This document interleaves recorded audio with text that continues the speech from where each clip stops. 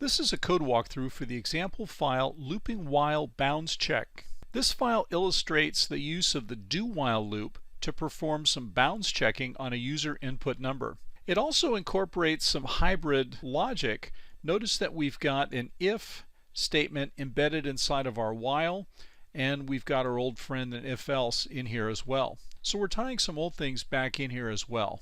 So what we're trying to do here is we're trying to establish some bounds for a user input value, 1 to 10 inclusive, and we're going to prompt for a number, and we're going to set up this counter for the number of times we have to go through and prompt the user for a valid value. So we'll set up this prompt message, which incorporates the minimum and maximum values within it. And then we'll enter our do-while loop, which is this part right here. So again, notice that the condition for a do-while loop is found at the end of the loop. So we have to traverse it at least one time to get to the first evaluation of this condition. Also, notice that the continuation condition is the case where the input value is outside of the range 1 to 10. That's the condition under which the loop is going to continue. So in our case, if the number is less than the minimum or greater than the maximum, if either one of those is true, this entire condition is true, and we go back around again.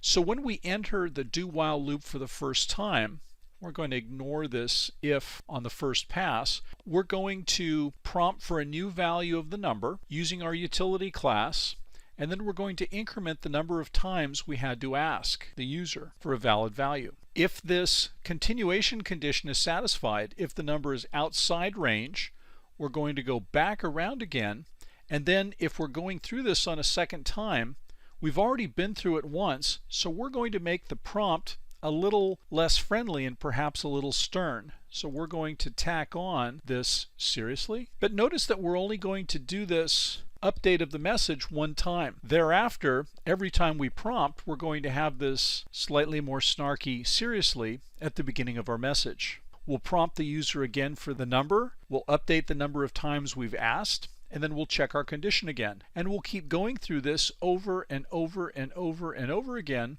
until the number is within the range. At that point, this condition fails because the number is within bounds. So we'll exit the do-while loop, and then we'll get to the closing actions. In this case, if we only had to go through the loop one time, we'll just say thank you for entering a correct value. But if we had to prompt the user more than once, we'll kind of point that out to them in a little more snarky message and echo out the number that they finally entered. And that's how this loop is going to operate. So as always, let's compile this, and let's put a breakpoint here on main, and let's step through this one time or two a little more slowly. So we're setting up the minimum max values, the number of times we've gone through. We're setting up the prompt, which incorporates the bounds. We haven't been through the loop yet, so we're going to ignore this on our first time through, and now we're going to read a value. You can think of this as the update read. So let's say we put in the value of 18. So now we've been through the loop one time. Is 18 less than the minimum value or greater than the maximum value? Yes, it is.